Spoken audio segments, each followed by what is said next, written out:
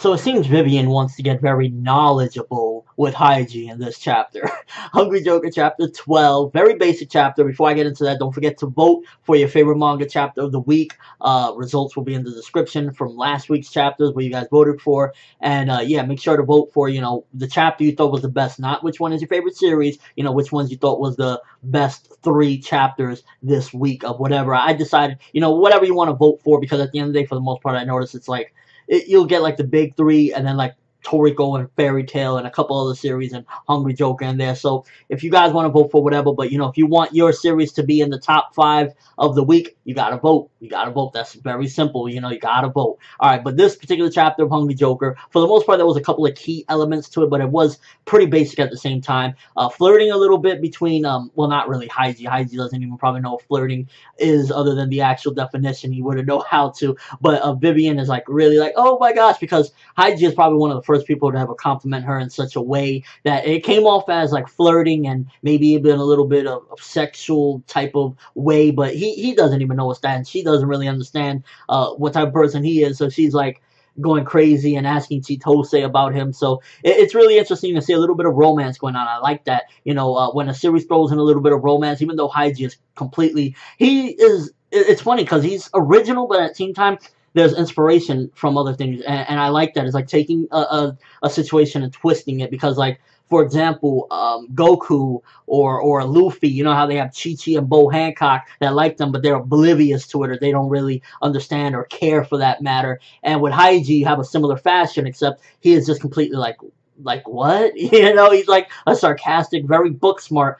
but totally oblivious to like anything else as far as like human relations. So I like that, but it's like a more scientific, more smarter approach to that situation, and that's really pretty cool. But then other than that, we're really basic, inside of the maze, and I like that we didn't stay too long in the maze. We could have had this long and drawn out maze thing, but towards the end of the chapter we get to destination, which was definitely a good thing, because I didn't want to stay in this maze for that long. It's like you could slice up as many monsters as you want, but after a while it starts getting stale. So cutting down the maze to just basically this chapter, finishing it off, well, getting to the end and finding Bachan, which, by the way, I'll get to that in a minute. I think that was very good. I like how when they got separated, Hygie taking 2 bites of the apple, and that's just going to keep on, because a lot of people have said this, and I always forget to mention this in my review. If you notice, after Hygie takes the bite of the apple, or any of the Eureka users use their power, their eyes turn a certain way, and then after they bite it, they bleed. And I think that's definitely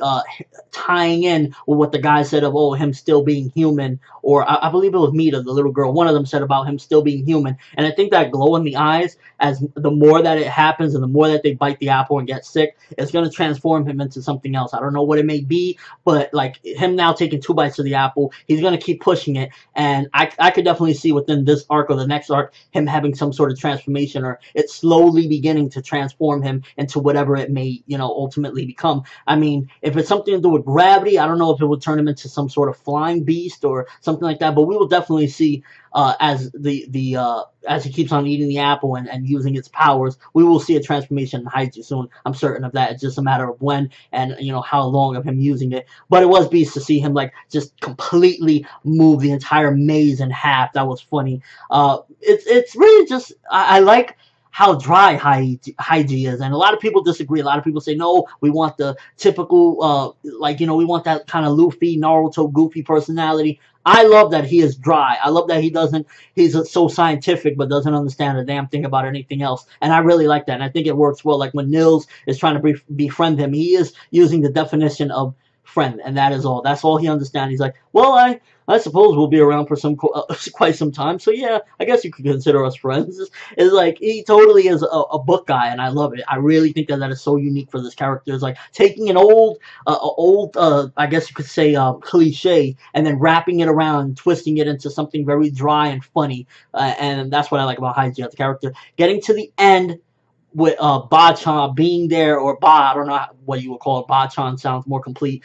her being dead there. That shit was eerie, and that was what made the chapter go up even more for me, because it was like, originally, when I was reading the chapter, I was like, you know, it kind of, like, the romance thing isn't all that important, and it felt like it was moving at a slow pace. Like, I was like, this is like a 2 out of 5 right now. But once we see the split in the maze, which shows more development as the time progresses, his powers keep progressing into, like, a further state, and also seeing that Ba-chan was dead, which, my theory is that she's dead, but somebody is using her power still. Like, she maybe died with the maze, and somebody is capitalizing off of that in order to do whatever they're trying to do, which it could be killed, I don't know, but I think that that's where it's going, more or less. And yeah, overall, this chapter, I give it anywhere from, I would say, a 2.5 to 3, maybe, yeah, 3, definitely a 3, because it has, like, some pretty high points, but there's also some slow moments, so that's why it stays in the 3 area. Let me know what you think, though. Is somebody, like, killed, or someone else controlling Ba, even though she's dead at this point, like, using her body to